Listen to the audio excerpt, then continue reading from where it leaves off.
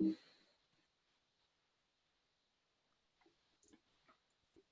afternoon, ladies and gentlemen.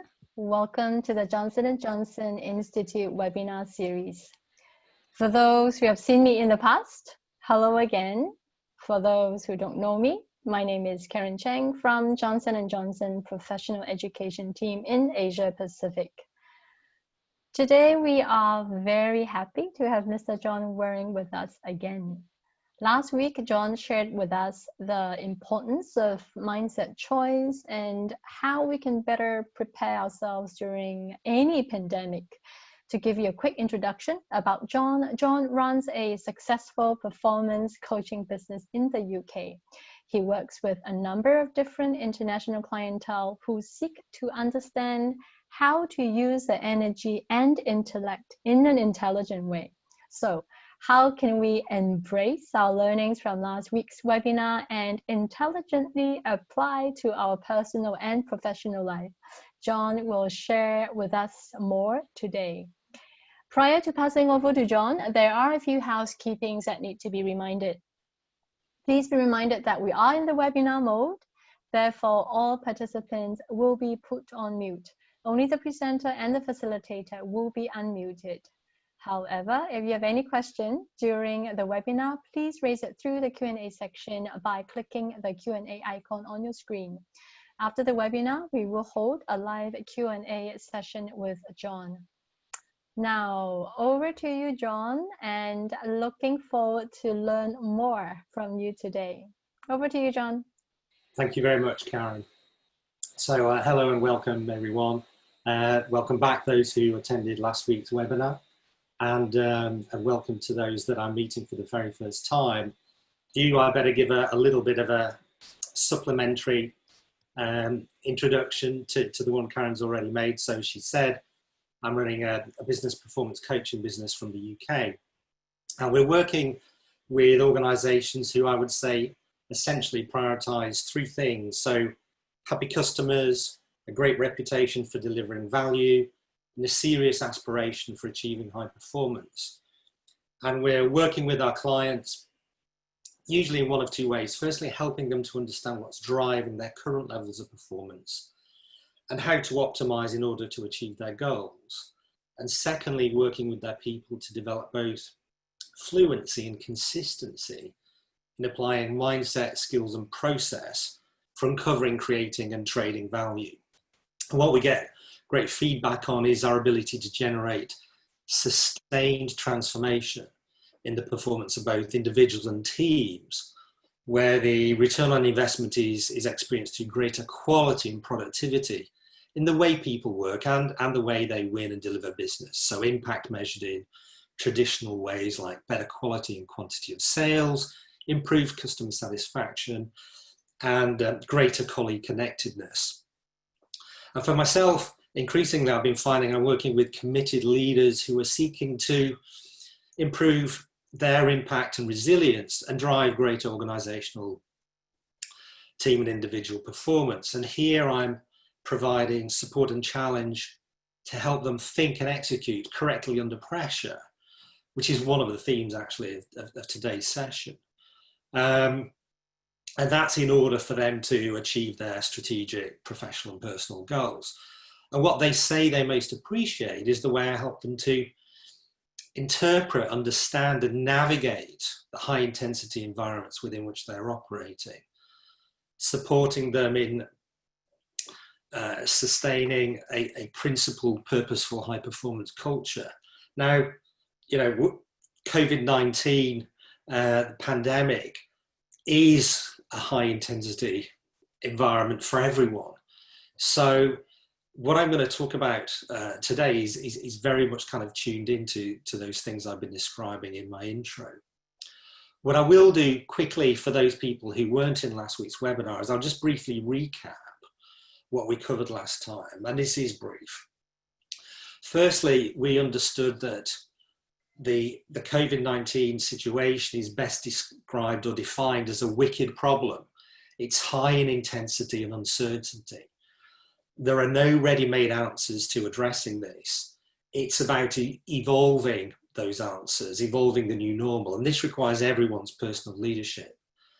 The second key point was, in order to do this, I was encouraging you to take control of the thing you have most control over in your entire life, which is your mindset.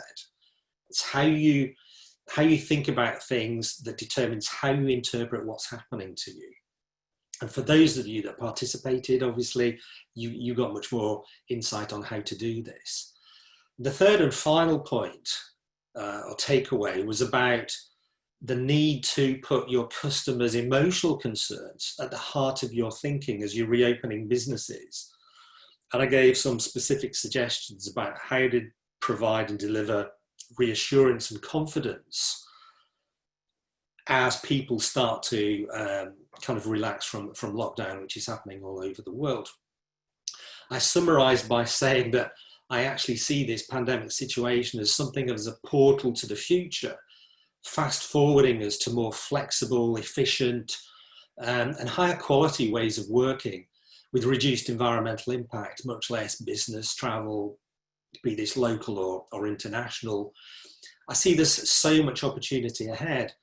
And, you know, I've got a great belief in humanity's ability to adapt and adopt to a new normal. I see exciting times ahead, but lots of hard work, no doubt. So what I'm going to do now is just signpost today's session. You know, this is a time where lockdown is being relaxed in many countries already around the world. A lot of people are feeling quite stressed, actually, as we're sort of, you know, desperate desire to kickstart economies, reopen businesses, but kind of fear of, but what does this mean for me in terms of, you know, might I get the infection? So we are definitely facing a demanding challenge in coexisting. So my purpose here today is to share some concepts from the world of high performance coaching that may inspire fresh ways of looking at how to best adapt to this new reality. And I'm going to start really by addressing one of the questions that I postponed from the end of the Q&A last time, which was really about managing emotions. And we're going to start with looking at understanding what stress is, how it happens, and what are the consequences.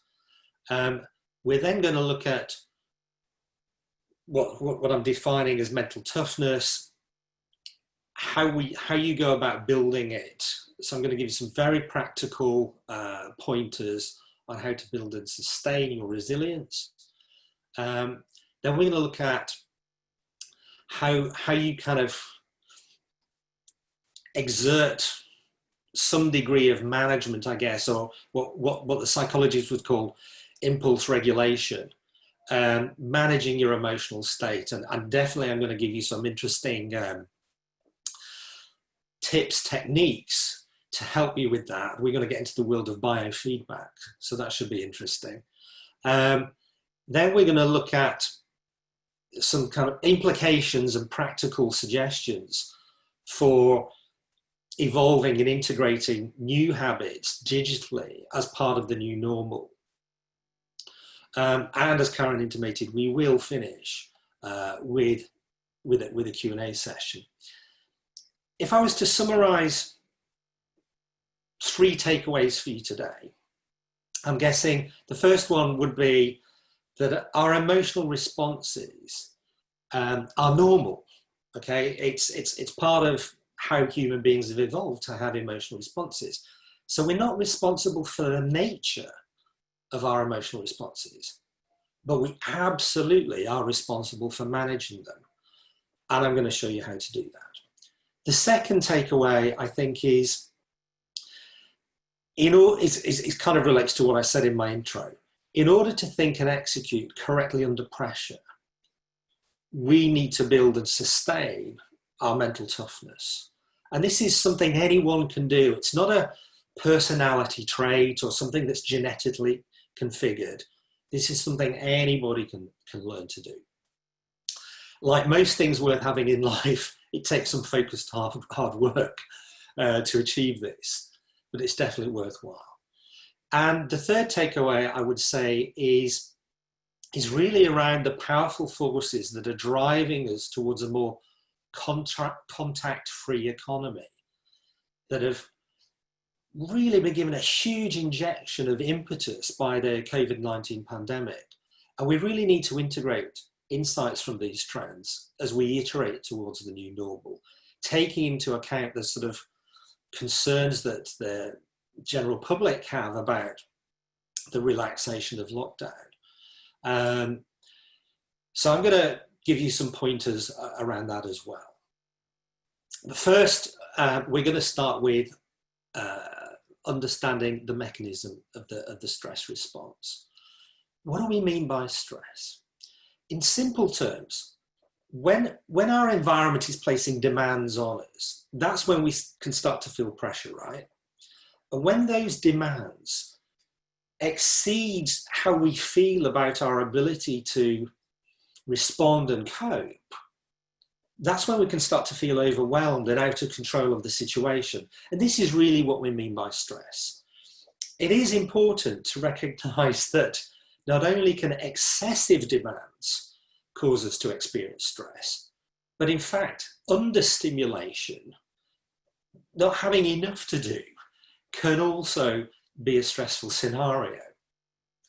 But fundamentally, stress is an emotional reaction to a given event over which we feel we have no control.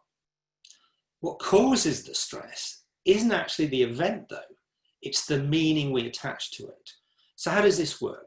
So last time I talked about the emotional center of the brain called the amygdala, and how it works as an early warning system, monitoring our environment for threat and reward.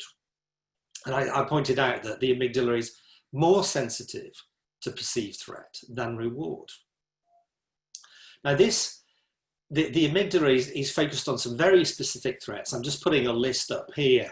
The first two are pretty obvious. And really, I would say that were the kind of evolutionary drivers for the stress response. But certainly things that are affecting all of us day in, day out, whether it's in our work or in our private lives: certainty, sense of honesty or fairness, the ability to feel in control of your own direction, that's autonomy, connection with other people. If we're not able to kind of improve and progress, and status, which is very important to the emotional centers of the brain. So when we experience some challenge to one or more of those things, we're hardwired to produce what's called the flight, fight, or freeze response. And this response is mediated by the amygdala through an area of our brain called the hypothalamus, which when stimulated initiates a sequence of nerve cell firing and chemical release of adrenaline, noradrenaline, and cortisol being the stress hormone. So this stuff is coming into our bloodstream, preparing our body for running, fighting, or just not moving at all. And at this time, our body's undergoing a series of really dramatic changes, actually. Our respiratory rate's increasing, blood is being moved away from our digestive tract and into our muscles and limbs because they require extra energy and fuel for running or fighting. Our pupils are dilating, our awareness intensifies, sight sharpening, impulses quickening, our perception of pain is being reduced, and our immune system is actually being mobilized with increased activation. But there's one thing that's really important, is what's happening to our prefrontal cortex, the sort of the seat of our cognitive thinking power. And it's really to make a point that the relative power and speed of our emotional center of our brain compared to our logical brain is much faster, more powerful. So this response happens before we can really think about it. And that is, the response I'm really focused on is that you are losing your ability to think because the amygdala, under hormonal control, is shutting down this part of your brain. Because in a crisis emergency, thinking about what you do is actually really unhelpful. You just want to react, pure instinct, fast. But in our everyday interactions, this kind of response is actually a little bit too extreme, frequently generating unhelpful and indeed sometimes unpleasant behaviours. And we'll come to some what those are in a moment. But consider this, okay? It takes 85 milliseconds for the amygdala response to have an impact. That's how quickly you're losing your ability to think. Wow. And the impact of those hormones is going to have something like up to 18 minutes of impact. Okay? So if you do nothing, you're going to be in the grip of what's called an amygdala hijack for up to 18 minutes. And finally, those stress hormones in your body, cortisol in particular, are going to be present for between 3 and 4 hours, because that's how long it takes for this stuff to break down.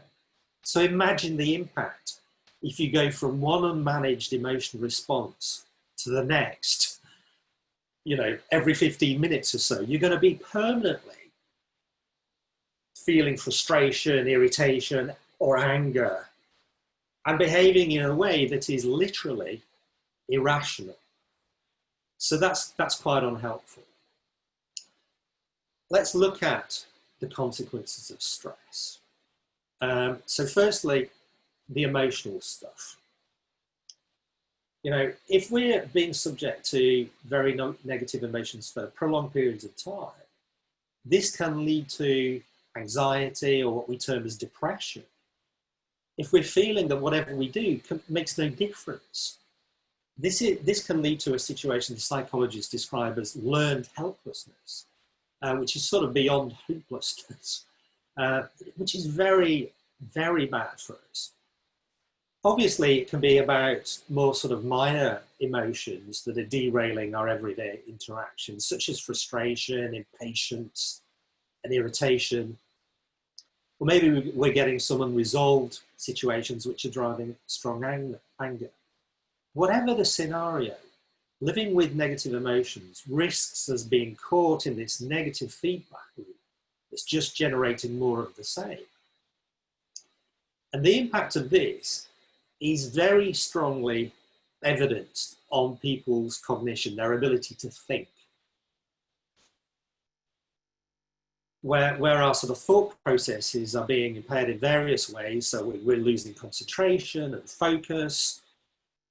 I think most importantly, our judgment being overtaken by sort of fast thinking, quite negative judgmental attitudes are typical in this sort of scenario.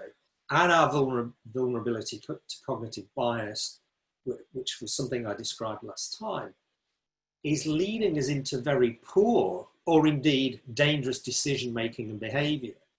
And some of you may have been reading about the senior advisor to the UK Prime Minister, who took an interesting trip with his family.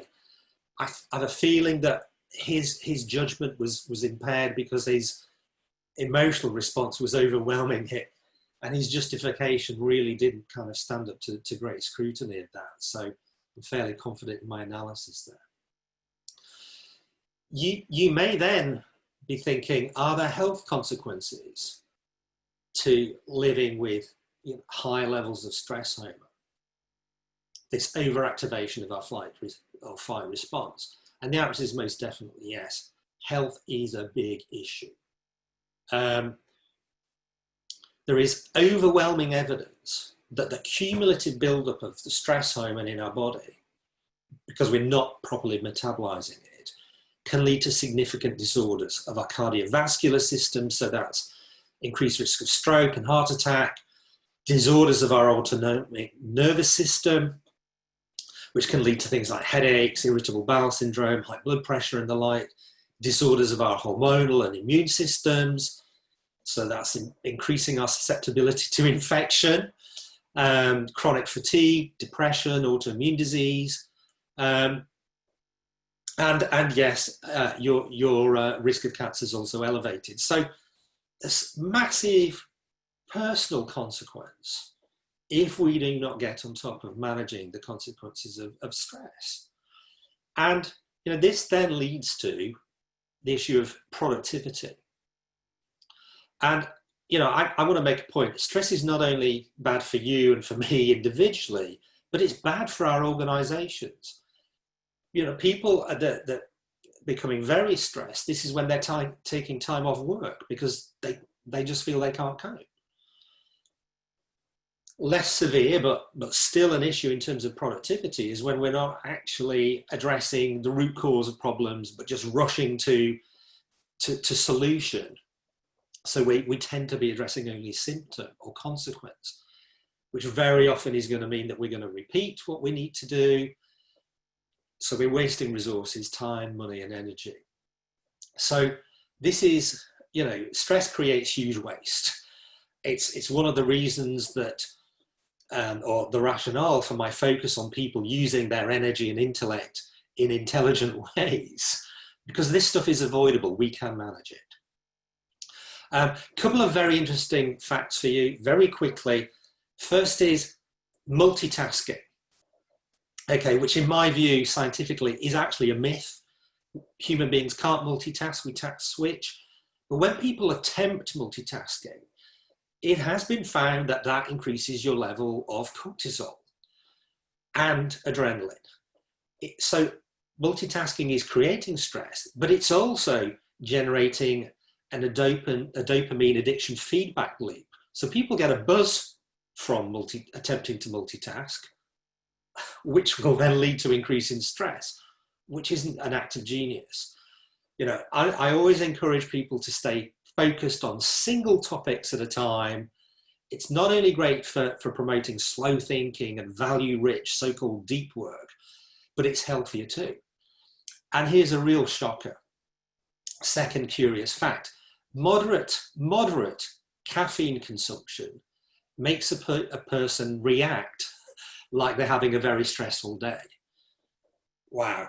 So if you're actually stressed and drinking copious amounts of coffee to kind of keep you alert, maybe because the amount of coffee you're drinking and the stress is preventing you from sleeping properly, which, by the way, means you're into a really vicious negative reinforcement loop.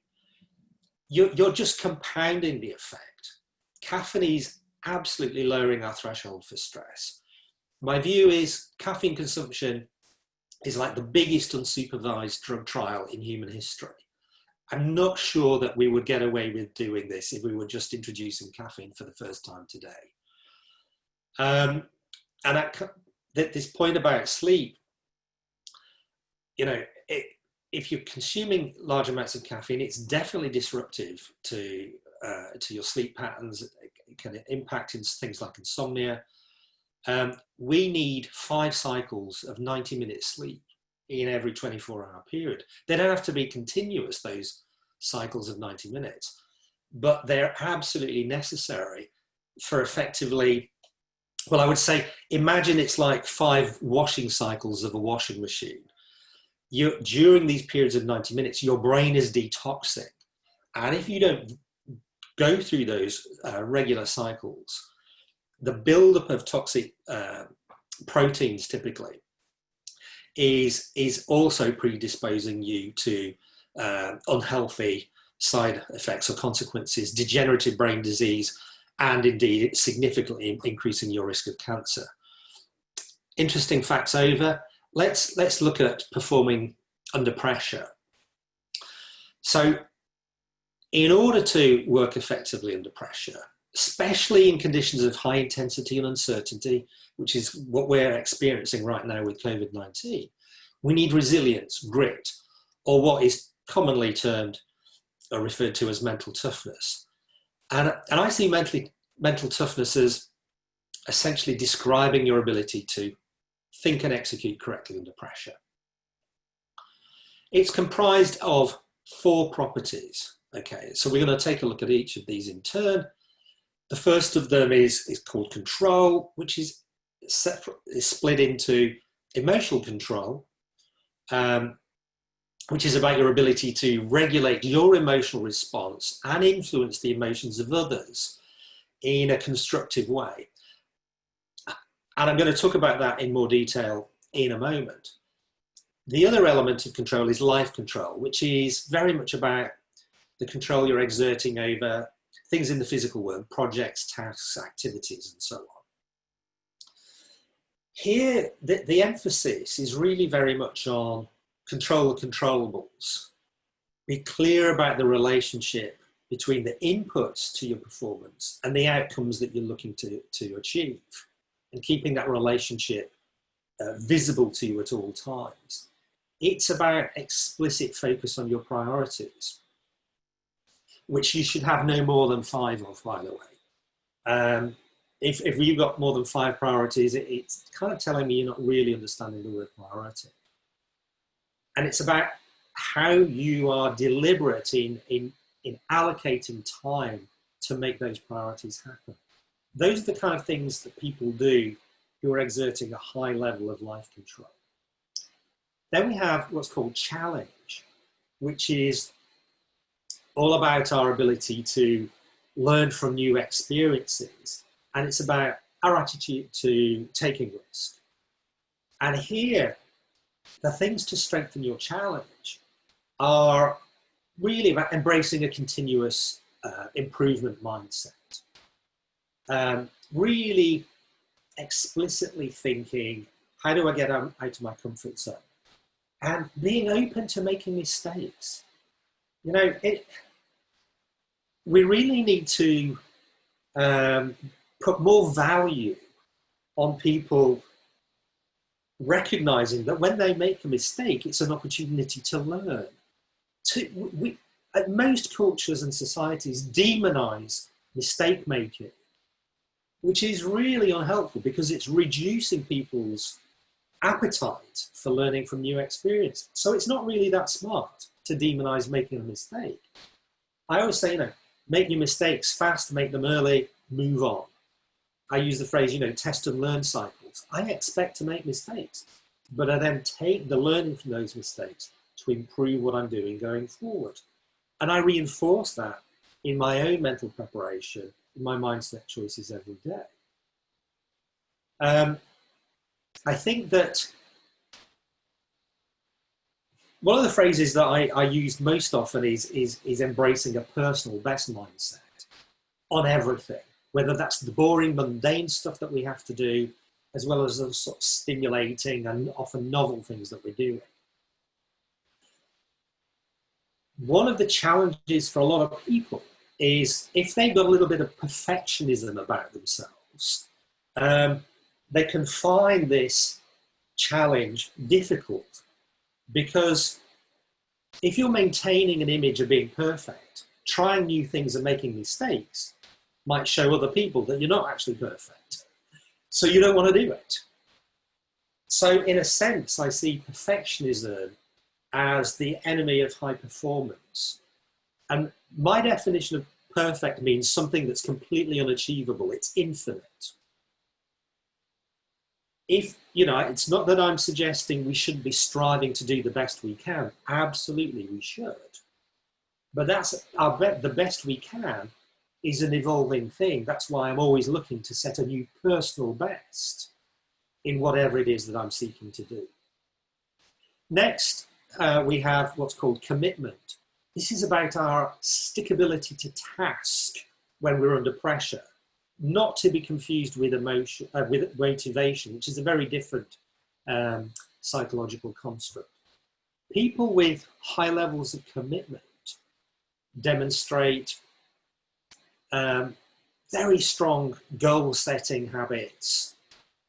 And goal-setting in organizations is something, certainly in a business context, people have been familiar with since a guy called Peter Drucker introduced the concept of SMART objectives in the 1960s. What's less prevalent is the phenomena of planning for goal achievement. What I would say practically to improve your levels of commitment is heavy duty cognitive effort. That's really making your prefrontal cortex ache a little bit as you're slow thinking about what you're trying to achieve, developing high level, smarter, so smart has evolved now, objectives, and breaking these down into sub goals, defined as outcome goals, over which you only have partial control, and then process and performance goals, which you have total control over because they're very much about the inputs that you're putting in place. Planning for goal achievement is developing your understanding of what those required inputs are. What's the timeline for those, delivering those inputs? What backup plans or alternative scenarios might you need for when the going gets tough? Because it will. What are the key milestones? Points of governance, checking in with other stakeholders.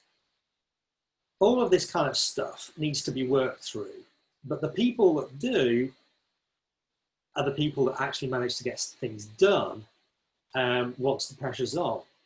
Whereas people who don't, who have no real plan, I'm afraid this is where, under pressure, the emotional centers of the brain get busy with some combination of procrastination, so that's just not doing anything at all really, developing excuses why you're not doing anything, or just worrying. None of which are great examples of using your energy and intellect in an intelligent way.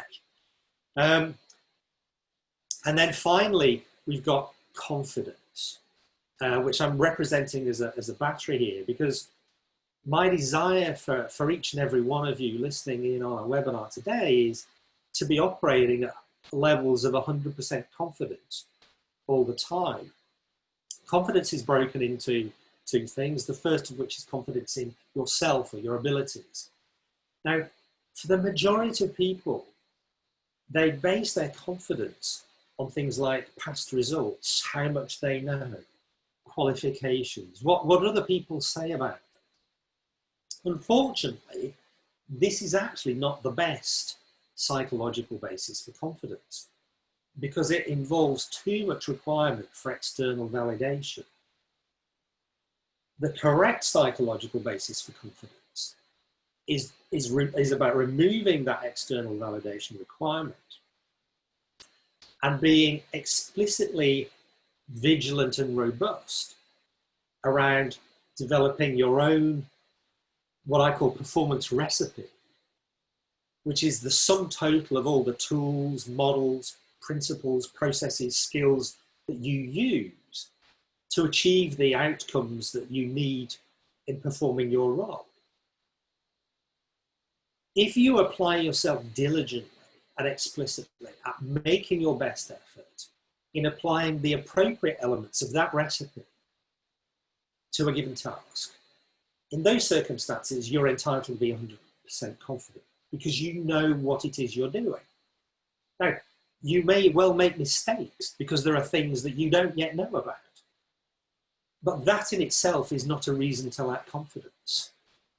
And I think that this piece of mental toughness, which I really see actually as the cornerstone of mental toughness, is one of the greatest gifts that I'm seeking to support people that I coach in developing. But it does require a reasonable level of personal discipline and effort. Like I said earlier, pretty much everything that's worth having in life involves hard work, but it is worth it. One of the things, I mean, just to put this in context, when I am coaching somebody, certainly on a one-to-one basis, what I'm always trying to understand is their level of performance intelligence, their ability to describe how they achieve their results. Do they have a sense of visibility? What is the strength of their recipe? There's a phrase, if you can't describe what you do as a process, you don't know what you're doing. And I really strongly adhere to this. It's hard to be confident about something if you're not actually knowing what you're doing. So think about that. Finally, we have what's called interpersonal confidence. This is all about the quality and quantity of your interactions or your contribution in a collaborative setting. Now, a lot of people don't like to bring their contribution for a number of reasons. Typical ones that I experience are things like not wanting to be that person who always has to speak up. I'm sure we all know somebody where the emotional senses of our brain get a bit irritated because they're always, you know, having to be heard, whether what they've got to say is useful or not. We don't want to be like that person. That's common for a lot of people. Not wanting to be thought of as stupid because you say something that, or you fear saying something that other people are going to think is a bit crazy. That's also quite a common situation. And also speaking up in environments where you've got some very dominant characters, you know, the alpha extrovert, that can also be challenging. It can feel quite threatening, certainly if you're a more introverted individual, as I am. Now, what I always seek to help people with is to think about there being another reason to speak. The first reason that people are thinking about is because I've got some content to put on the table or an opinion. I'm saying there's a second reason to speak, which is to ask questions, to offer suggestions. So you're not actually being definitive in what you're saying. You're not putting an opinion out there. So you're not actually challenging or threatening the emotional centers of anybody else. You're just really encouraging them to reflect and using suggesting verbal behavior is one of the real power tools in influence. So that would be my encouragement in expanding your interpersonal confidence is rather than just saying, I think this, it's encouraging people to think about how would it be if? So you're actually helping people to think different. Okay, so I've spoken quite a bit about performance under pressure. Let's move to poll number 1, please.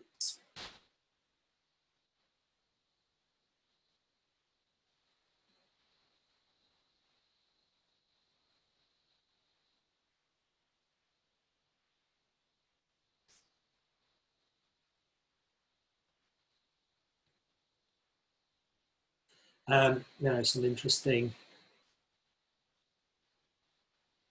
splits here.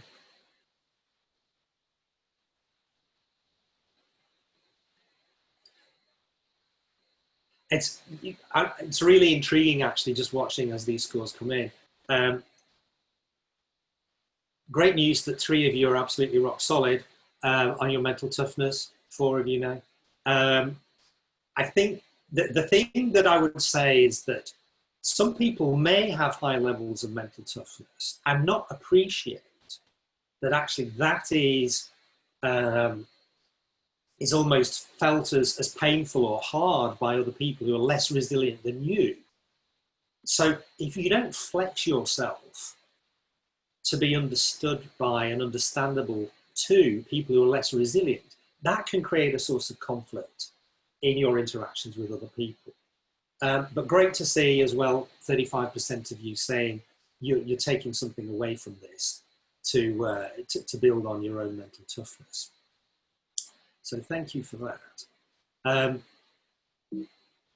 We're now going to move to how do you manage your emotional response?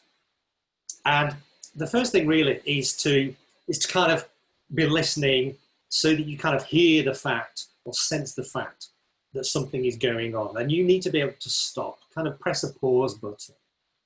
Now, depending on the context, there are 2 kind of approaches that I'm encouraging or recommending. If the first one is about oxygenation, it's about diaphragmatic breathing. Okay, so when we breathe from the diaphragm, which is this thick plate of muscle under the rib cage, we expel more air so that on the inhale, we're bringing more fresh air, which has more oxygen in it.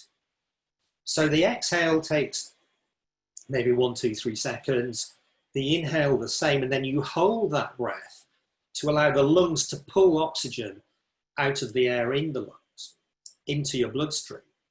And 6, 7, 8 cycles of that diaphragmatic breathing evokes what's called a calming response.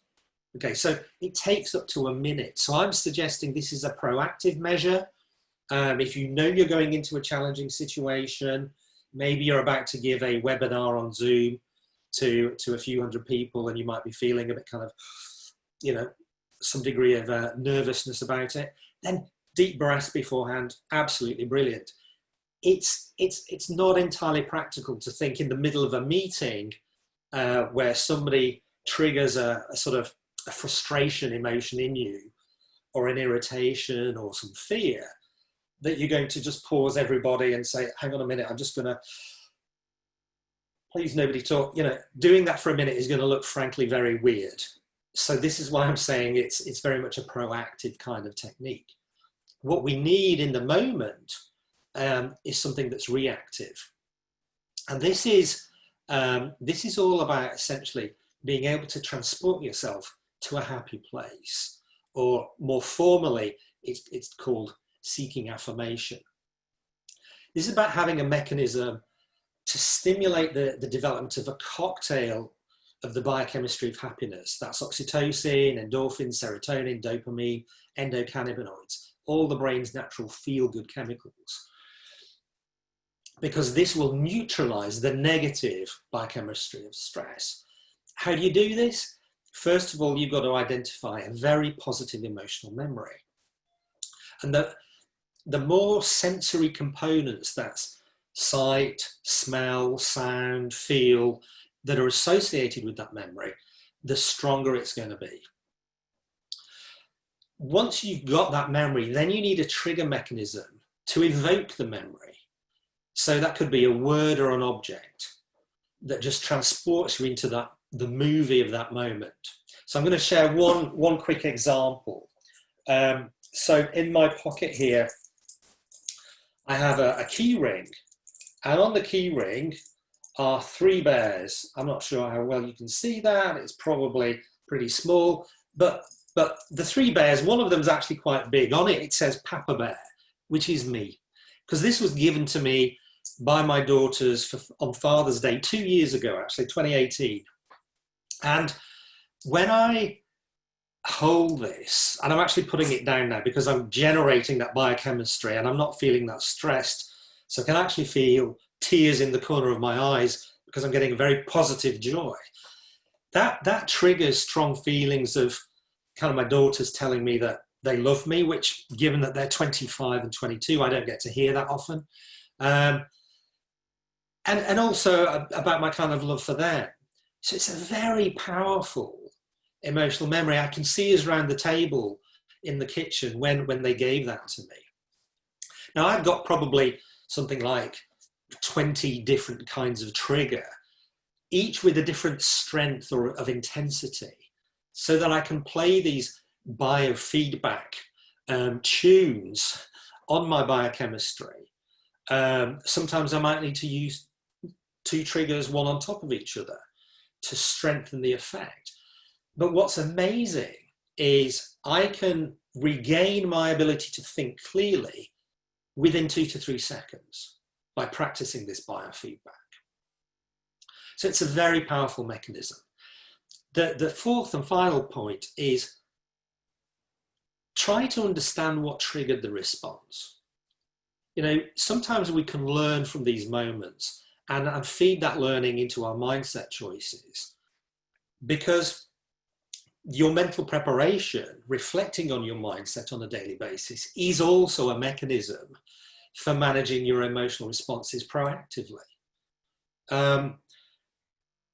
So there we have it, a very kind of powerful, simple, in my view, but something that takes practice, particularly this biofeedback. It's not just having got your trigger, it's spending 2 or 3 minutes a day using your trigger, listening to your body so you feel the changes, warmth in your heart, catch in your throat, maybe the tears in your eyes, sometimes goosebumps on your skin.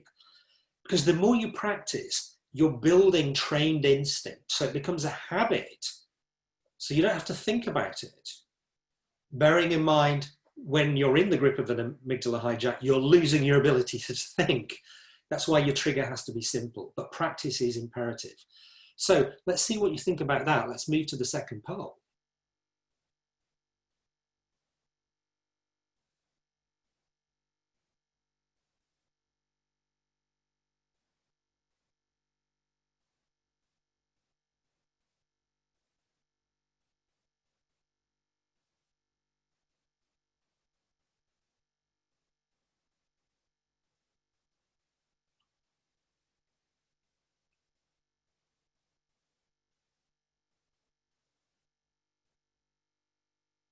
Okay, so this again, very, very interesting, pretty much a 50-50 split.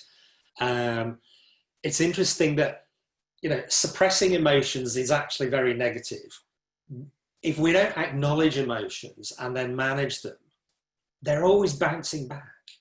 So, this is why I'm always coaching people how to self-regulate their emotional state. Suppression really is I see as just continuing to feel stressed. For the 5 of you that are thinking you can't change, one of the mindsets that I talked about in our webinar last week was whether you think you can or you can't, you're right. Actually, people can change how they respond to things and manage their emotion in the way I described. But it takes application, it takes practice. So thanks for that, everybody. We're now going to move to really what I'm describing as the rise of the contact-free economy. In the first webinar, as I summarized at the beginning today, I described the context of COVID-19 pandemic as a wicked problem, high in intensity, high in uncertainty. Humanity has never attempted to shut down its economy, much less reopen it in the setting of an ongoing pandemic. So whilst we don't have a ready-made solution, we've got some interesting pointers. The SARS pandemic between 2002 and 4 catalyzed the meteoric growth of what was then a small e-commerce company called Alibaba, which I'm sure many of you online today are familiar with, and really helped establish that at the forefront of retail in Asia. Their growth was really fueled by the underlying anxiety around traveling and human contact, very similar to what we're experiencing today. And this is really driving 3 essential trends that give rise to what I'm calling the contact-free economy. That is digital commerce or e-commerce, telemedicine, and remote working. E-commerce has been, meaningfully and visibly eating into the sales of bricks and mortar stores for, a long time now. And I'm sure that many of you in a webinar today have struggled to reconcile your own practices with this kind of insurmountable trend. What the coronavirus pandemic has done is to accelerate a change in shopping habits that was already well established. And I got some interesting data, and early indications from China, for example, are that new customers and markets, specifically individuals aged 36 and over and residents of smaller, less prosperous cities, have begun to shop online in much greater numbers. In Europe, 13% of consumers said in early April that they were planning to browse online retailers for the first time. Late adopters, I guess. In Italy alone, e-commerce transactions have risen 81% since the end of February. So there's some really interesting stuff. E-commerce is becoming the norm for everybody. I think we are getting the late adopters in. Telemedicine, also fascinating data. It's reported that the largest US standalone telemedicine service reported a 50% increase in the service in the weekend in March the 20th, and is adding thousands of doctors to its network. There's significant investment from the Federal Communications Commission to improve connectivity between patients and virtual healthcare providers. And reimbursement is now being provided for telemedicine and cross-state provision of virtual care is being enabled by the US Department of Health and Social and Human Services. So massive stuff in the States. One of Europe's biggest telehealth providers reported registrations were up more than 200%. And France and Korea have both changed their regulations to ease access to telemedicine. So look, with a vaccine or treatment of COVID-19 at least months away, if ever, patients and healthcare providers all have reasons to expand their virtual interactions, which leads us to remote working.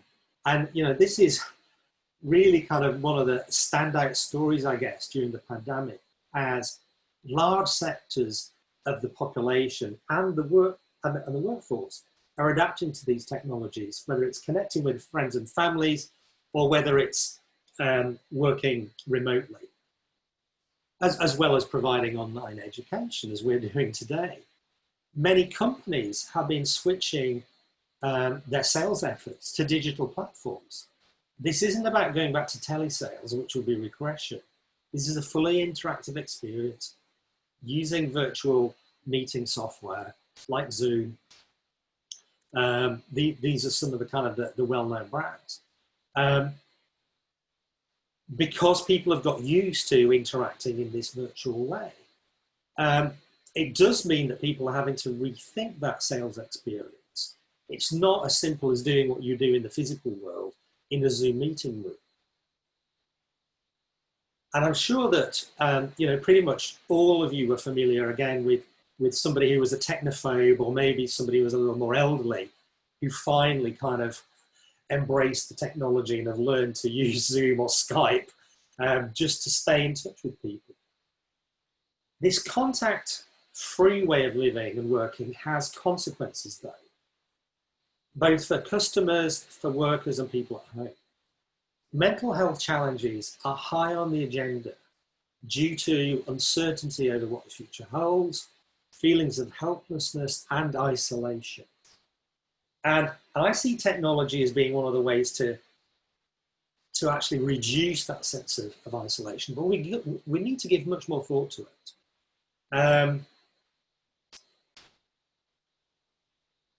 Absolutely, we're going to kind of factor that in. Let's move to our next poll to see what you guys are thinking about digital interactions.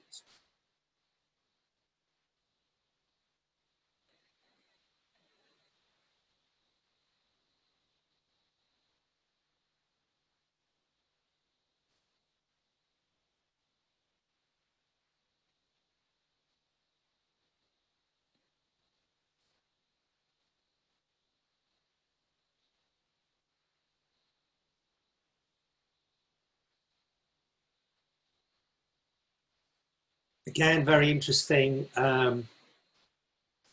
so far. I mean, it's looking like the majority of people are concerned about whether customers will accept it. I think people at home have kind of been leading the way in using this stuff because they've had to. I've been reading stories every day of people families that are kind of missing the birth of children, grandparents who haven't yet held their grandchildren, but are connecting and seeing that new family members through virtual meetings. So I wouldn't be too sensitive to whether customers will accept it or whether they have familiarity with the software. Privacy, certainly I know there have been concerns with Zoom, but I think that the organisation behind it has been working very hard to address those. I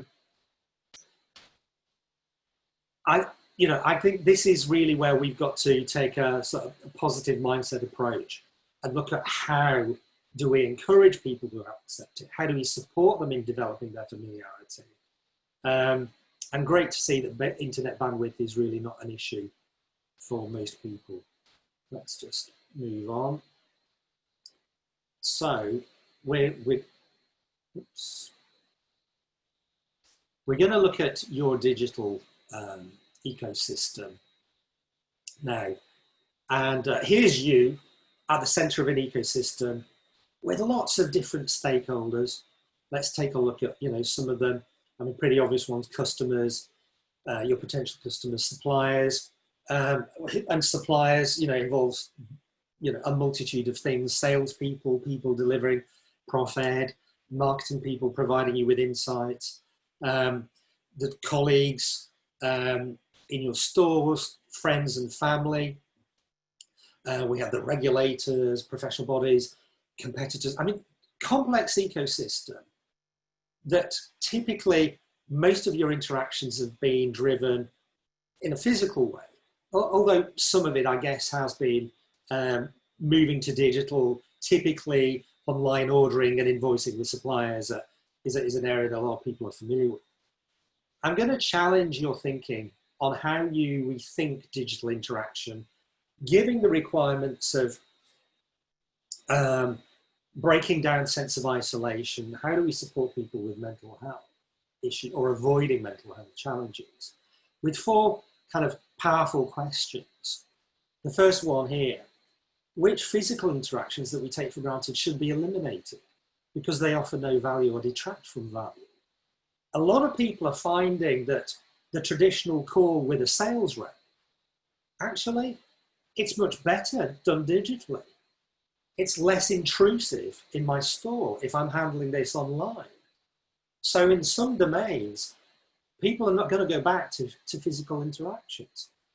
Is that something that you would find to be of value? I don't know, I'm just putting a question out there to challenge your thinking. But that principle, what do we eliminate that we could do digitally because it's of no value? Which physical interaction should be reduced from what they used to be, what's considered industry standard, because either they're over-designed or certainly over-designed for the new normal. So how about this? For your consultation with your customers, patients, all of which tend to be done physically, how would it be if you broke it into 3 parts? A pre-visit virtual consultation where you provide some of the reassurance about changes that you're making to the store to make it safe for them to come.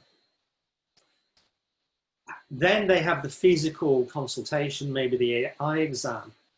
And then there's the third component, which is the post-visit consultation. So you're minimizing the amount of time where they need to be in the physical store, where they're potentially at risk from other people who might be carrying the infection. And I'm just pushing this as a suggestion for you to think about.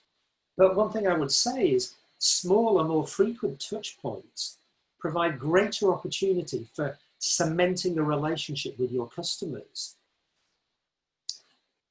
Third question: which digital interaction should we raise above industry standard? Removing compromises that we put on stakeholders. So I'm thinking, what about greater data sharing with suppliers in exchange for investment in your digital ecosystem, giving you better insights, better education that goes beyond the clinical perhaps, creating a trade. And then finally, which digital interactions should be created that we've never offered? So this is, using that phrase, thinking outside the box, delivering new sources of value.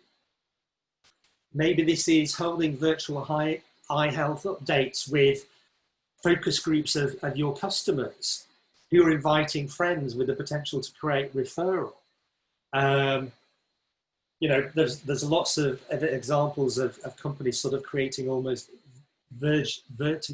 virtual kind of parties to encourage discussion, to learn more about your customers. What about virtual team meetings with people who you work with, where you're discussing ongoing challenges in adapting to the new ways of working? The bottom line is an encouragement to explore, experiment, and evolve. Seek inspiration from what you can learn about telemedicine in particular.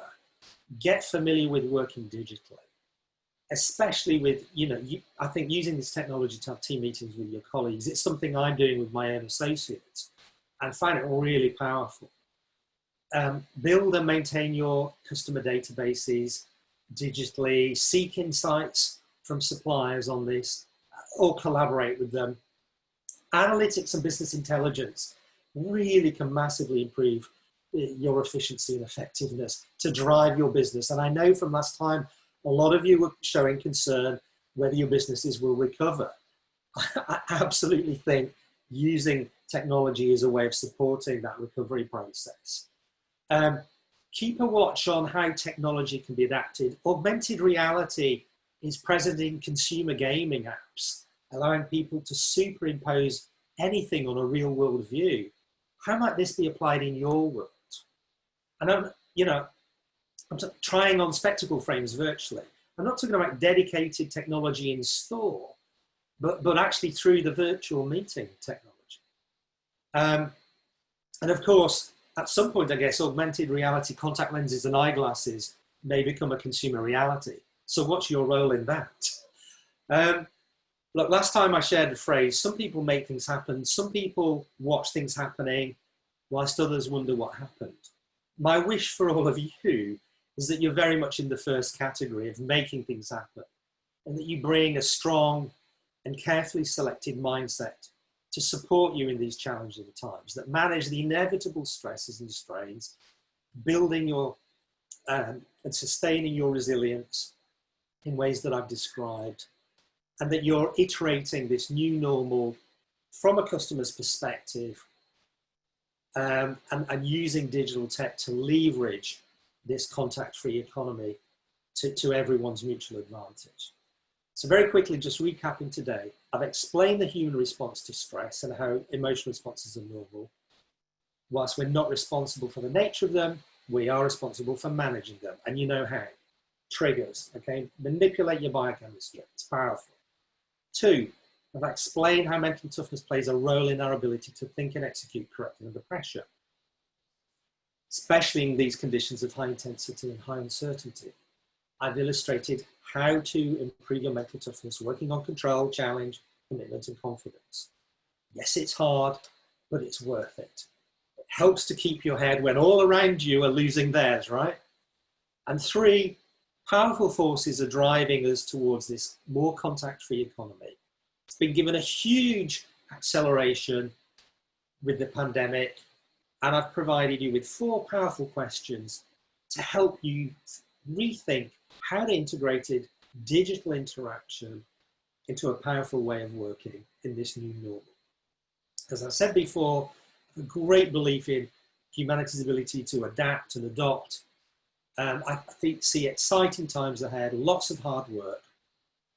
Who knows, maybe we'll meet again virtually in the future to enlarge on some of this stuff and to explore additional topics. I hope so, but until we do that, thank you for your attention. Stay safe and healthy. Karen, over to you. I'm sorry we've overrun a bit. Let's take some questions and answers.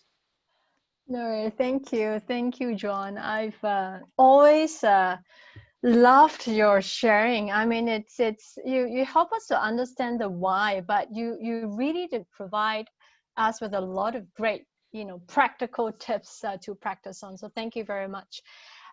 Okay, so my personal key takeaway is how important mental toughness is, and the powerful positive memory that we can try to remember to trigger that positive biofeedback. Very deep, but this is definitely something that I will definitely practice on. Right. Okay, so we do have some questions. Okay, so the first one is about the first question that has the highest vote is, which you actually have slightly answered already, in fact. So in person, okay, personal interaction is more impactful as compared to digital connection. Do you feel connecting digitally will be the new normal and can be developed to be as effective as being connected one-on-one? If yes, what are the steps that we should be taking and considering? Yeah. So look, I think it takes a lot of thinking about it, but I do believe digital interaction can be very powerful. What you're never, well, I'll never say never, I guess, but what we don't get is the kind of sense of touch through digital. but everything else. But I think you can compensate if you're thinking hard about it. But just walking into it thinking it's kind of, you do what you do physically, digitally, that's not the answer. You need to give it some more thought. You need to be thinking about how do we provide the reassurances, listening to people much more carefully. And for any of you that are a bit extrovert, alpha dominant characters, you know, I really think you're going to have to reflect on your style in the digital environment, because without really seeking to understand people from their perspective, without really listening to understand, you definitely drive a wedge between people, and the digital would just accelerate that or accentuate that process. So, but that might be, you know, related to having high levels of mental toughness that you just need to be softening your style with. Okay, I think that's probably all I'll say on that. Okay, so thank you, John. There's another question about from Ashok from India. Assuming as an individual, you know, I'm confident, positive, and taking control of myself, I would approach a family member, friend, colleague who's unable to cope with the current situation similarly, despite efforts. Great question. Look, I think it's really important first to acknowledge that it's okay to feel a bit hopeless to begin with. So it's not, you're not bad or something. It's just, we can all get these moments of feeling overwhelmed. You know, when I'm coaching leaders on managing this sort of issue with their colleagues, one of the things I always encourage them to do, first of all, acknowledge the emotional, and it's okay, but then to support the individual in narrowing the focus, ideally to just one thing. Because by encouraging somebody to focus on one thing, you're helping them to rebuild their sense of control. Because it's that loss of sense of control that's driving the overwhelm, the stress. And it's like, well, I'm going to take away work from, take all their projects away. Say, all of this doesn't matter. All I want you to do is to focus on this one thing.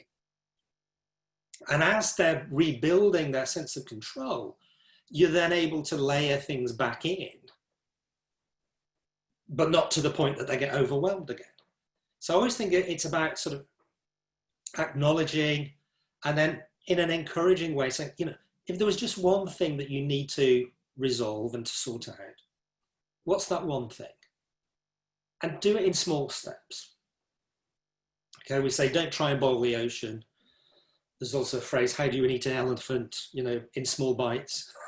It's all of that. Yeah, that's very helpful. That, I mean, reminds me of controlling the controllable and avoid multitasking. Focused, simple, deep thinking. All right. So another question. Repeated lockdowns have caused a scenario where cabin fever effects may be profound and prevalent across the nation. How do we come out of this as a society rather than just, you know, individually? Your thoughts? Well, thank you for a big question.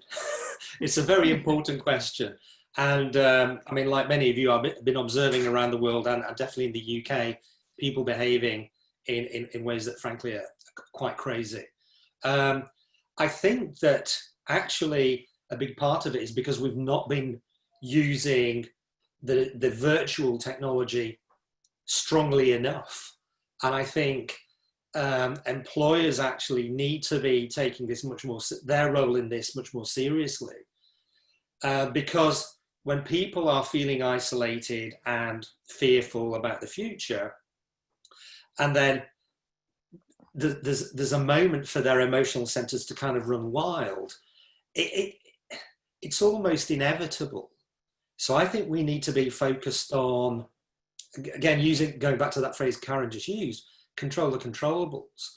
I live in a very much a kind of a touristy type village. It's a very attractive, typical English country village in an area of the UK called the And I'm seeing many tourists. And in our lockdown, you know, tourism is not actually okay. You're allowed to go for exercise, but not to go to kind of areas of natural outstanding beauty. And I'm amazed that people are breaking the kind of the lockdown rules in this way. But I don't think we're sort of exploring with people what these things mean. I think we just kind of rely on a sort of media message without any discussion. And I think that's where we, you know, when we have people, you know, teammates, colleagues, associates, employees, whatever, to just be taking some responsibility for thinking through what this means for us and using virtual technology to do it. Because I'm certainly clear, you know, a lot of people I've been coaching one-to-one have shared with me feelings of being quite isolated, even from their company. So they're very busy, but actually feeling quite disconnected. That sense of relatedness that I talked about, that the emotional centers response to as threat is quite dominant.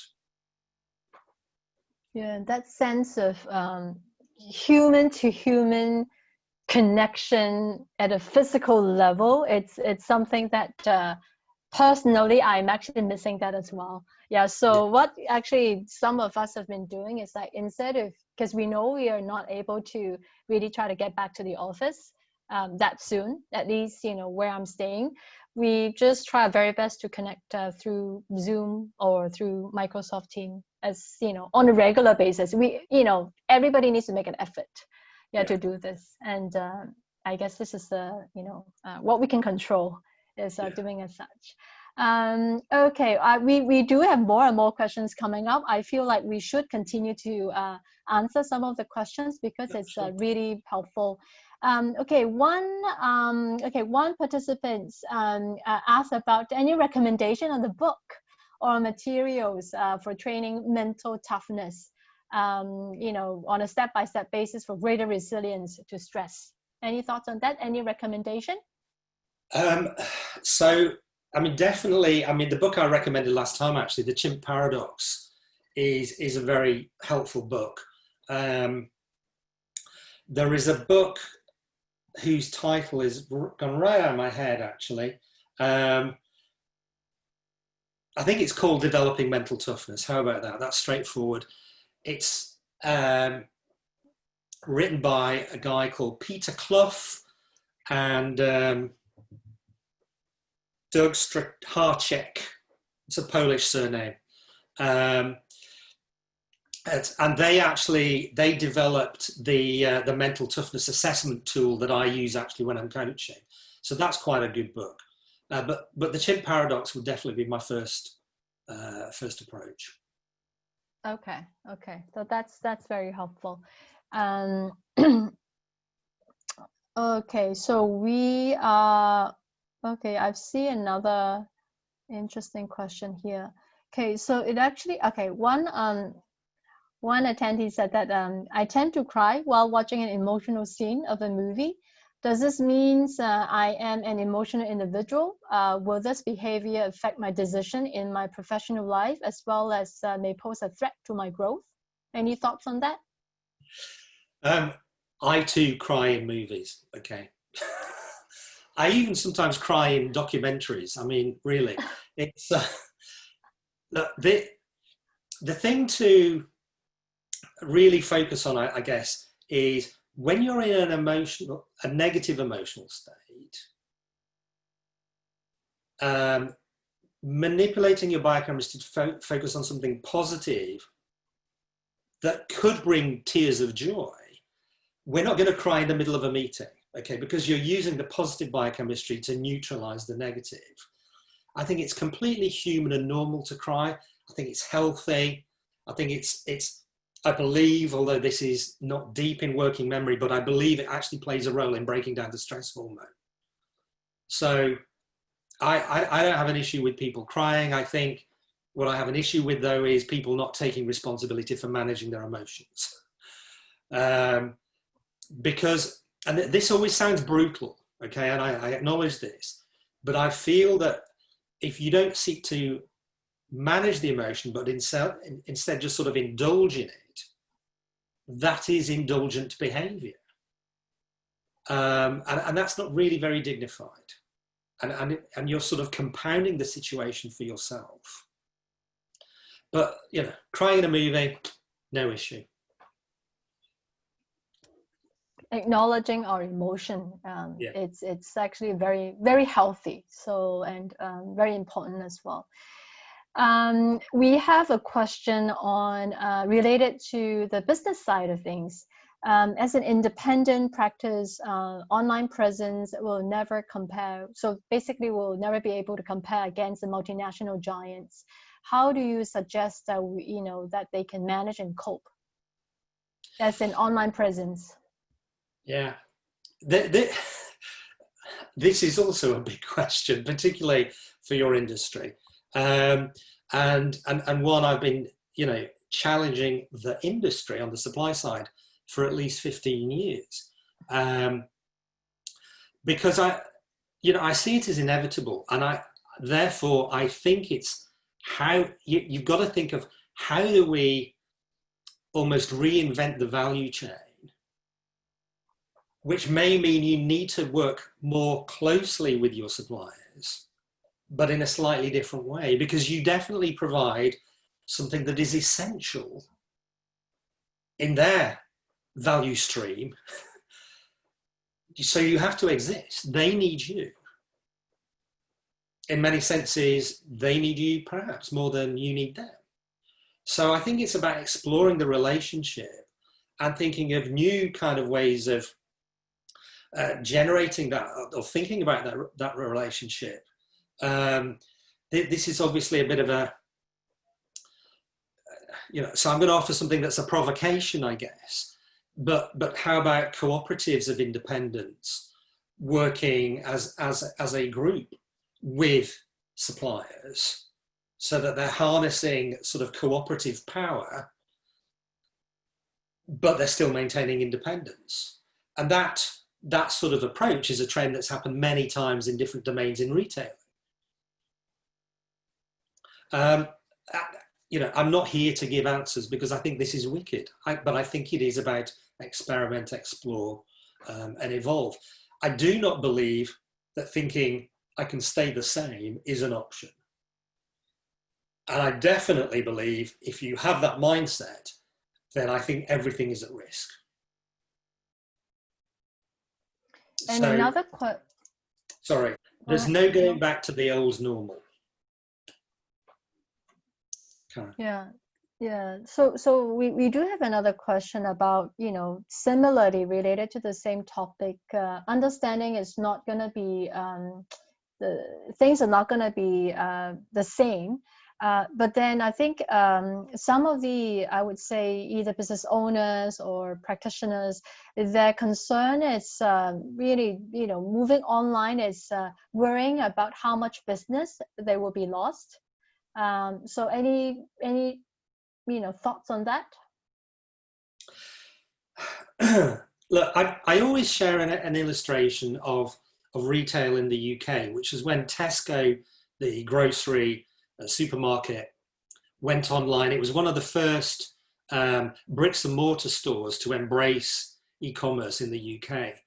And at the time, the business media in the newspapers was sort of saying, Tesco is spending money to kind of encourage their own shoppers to shop online.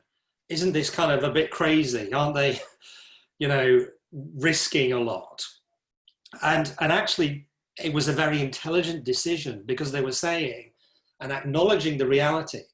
If consumers want to buy their grocery online, we better be, making that happen, because otherwise we risk losing business to the people who will go online to enable grocery shopping through e-commerce. So I don't think it's a given that you lose business. The only circumstance where I, 99.9% say I think it is a given that you will lose business is if you do nothing. If you just try and stay as you are, these contact-free trends that I talked about, they're unstoppable. this is just the evolution of how we do things. We might not like it, we might have enjoyed the way it was before, but this is the thing. I used the phrase last time: life is volatile, uncertain, complex, and ambiguous. And moments like this really bring that home. But moments like this are always a source of ingenuity and inspiration. In the English language, we say, necessity is the mother of invention, which is why I'm encouraging you to embrace that constructive mindset and not be thinking, why not, but how do we? Then on that note, what would be your advice on, this is the last question, on newly opened practice? So we do have a question from the floor on what is your advice for the newly opened practice? They must be facing enormous stress at this moment, which is totally understandable. Any suggestion? Absolutely. I mean, I can feel your pain. I'm actually talking to somebody who just, left a big corporation to start their own business, and he said, in a Microsoft Teams meeting only last week, John, this was not in my business plan. Absolutely, it wouldn't have been in your business plan either. So I can empathise with your pain. All I can say is you've got to focus on control the controllables. It's unfair, it's unhelpful, but it's happened. What do I do to move on from that? Because we can indulge our emotional state and that sort of primitive center of our brain and feel sorry for ourselves, but it won't change anything. So I think it's all about just what can we do and just treat it as a test and learn cycle. So, as I say, I feel sorry. You have my sympathy. I empathize with that scenario. It's tough, but life can be tough sometimes. It's how we respond to it. And, one of the phrases in my own mental preparation, which I think I may have shared last time, is be unsurprised by and embrace my favorite conditions. Now, favorite condition is the use of irony in the English language. It's not a favorite condition. It's when really the worst thing that we can imagine happens. But I'm saying be unsurprised by and embrace it. So I'm actually preparing my mindset, my attitude for the day to know that something will go wrong. But you know what? That's what I train for. And the learning experience of that will make me stronger. That's just a constructive way to see those sorts of things. Thank you. I mean, very, very helpful, very practical mental prep exercise that we can definitely follow through. So thank you. In view of time, thank you for everybody who is actually staying all the way till now. Thank you very much. I love the interaction. So webinar session is basically coming to an end now. And just a few reminder, after you exit the webinar, you will see in Zoom or in the web browser a link to the feedback form for this webinar. If you don't see it, not to worry, as you will receive a follow-up email tomorrow with a link to provide your feedback to us. For our Australian ECPs, you will receive 1 NC point from OA. For the rest of the ECPs, certification of completion will be sent out within 2 weeks. Once again, thank you, John, for your sharing. And most importantly, thank you, everyone, for participating. Hope you enjoyed the session today. See you again in our next JJI webinar. Take care and stay safe. We will now end the webinar session. Thank you. Bye-bye.